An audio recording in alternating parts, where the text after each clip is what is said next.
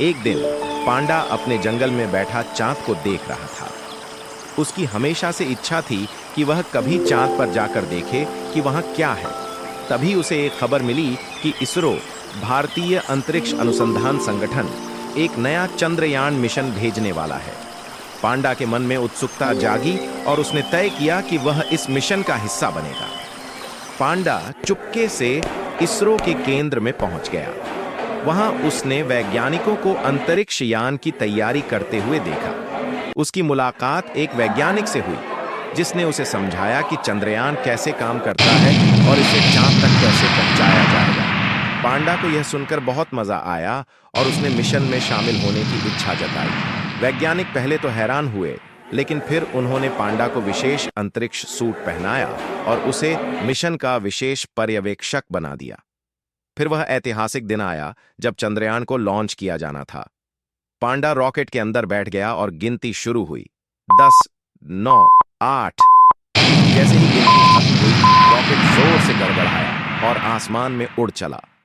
पांडा बहुत उत्साहित था, लेकिन जैसे ही रॉकेट अंतरिक्ष में पहुंचा, उसे गुरुत्वाकर्षणहीनता का अनुभव हुआ और वह हवा में तैरने लगा। यह उसके लिए बिल्कुल नया अनुभव था। कुछ दिनों की यात्रा के बाद चंद्रयान चांद के करीब पहुंचा। वहां से लैंडर को अलग किया गया और वह धीरे धीरे चंद्रमा की सतह पर उतरने लगा। पांडा भी लैंडर के अंदर था। जैसे ही लैंडर ने चंद्रमा की सतह को छुआ, चारों ओर हलचल मच गई। भारत ने फिर से सफलता हासिल कर ली थी। पांडा ने अपने छोटे कदमों से चंद्रमा की सतह पर चलना शुरू किया और कूदकर देखा कि कम गुरुत्वाकर्षण में उसे कितना ऊंचा उछल सकता है। पांडा ने चांद की सतह से कुछ नमूने उठाए और वहां की मिट्टी और पत्थरों को देखा। उसे वहां पर बड़े बड़े गड्ढे और पहाड़ नजर आए। उसने सोचा कि क्या यहां सच में कोई एलियन रहते होंगे, लेकिन उसे वहां सिर्फ शांति और सन्नाटा मिला। पांडा ने वहां भारत का झंडा लगाया और कैमरे में अपनी तस्वीर खिंचवाई। अब समय था वापस लौटने का। पांडा और बाकी वैज्ञानिकों का दल वापसी की तैयारी करने लगे। लैंडर से उठकर वे चंद्रयान के मुख्य यान से जुड़े और धरती की ओर लौटने लगे।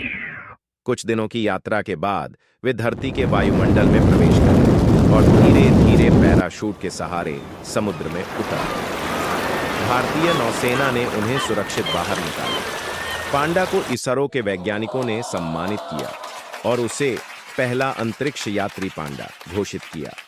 अब वह जंगल में लौटकर अपने दोस्तों को चंद्रमा की रोमांचक कहानियां सुनाने लगा।